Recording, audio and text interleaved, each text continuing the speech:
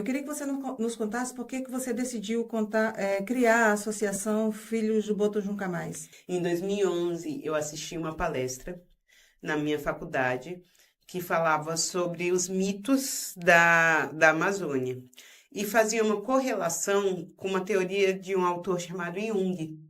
E falava sobre os arquétipos. O que é arquétipo? São figuras, falando de uma maneira bem resumida, são figuras que estão na cabeça de todos nós. Se eu falar amor, o que é que você pensa? Qual é o símbolo que você pensa? Eu penso um coraçãozinho, O coração bem é vermelhinho. Exatamente, o coração é um arquétipo. Então, o amor é simbolizado pelo coração. O arquétipo é isso.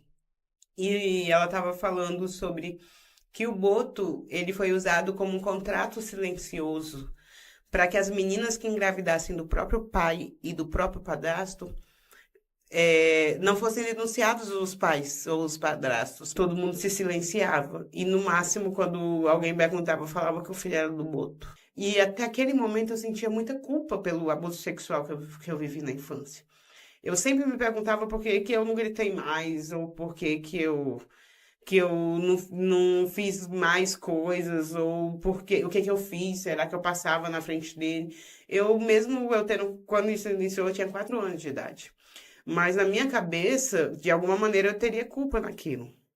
E quando eu ouvi essa professora falando isso, ela começou a tirar um peso de mim, não era minha culpa.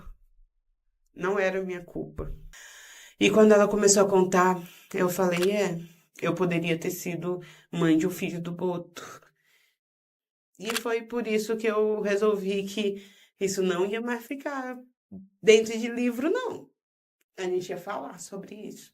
E a gente ia falar sobre isso, e aí, junto com isso, veio uma pesquisa que disse que 60% dos brasileiros acreditam que as mulheres são culpadas pelo estupro que elas vivem. Foi assim, eu assisti a palestra e depois veio isso. Pra mim foi um tapa na cara. Eu falei assim, pois a gente vai falar. É muito fácil vocês culparem as mulheres. É muito fácil vocês culparem uma criança. Vocês vão começar a falar sobre isso ao invés de ficar só respondendo pesquisa. Então, foi quando eu comecei a chamar uma galera e começou como um coletivo. E aí depois se tornou uma associação.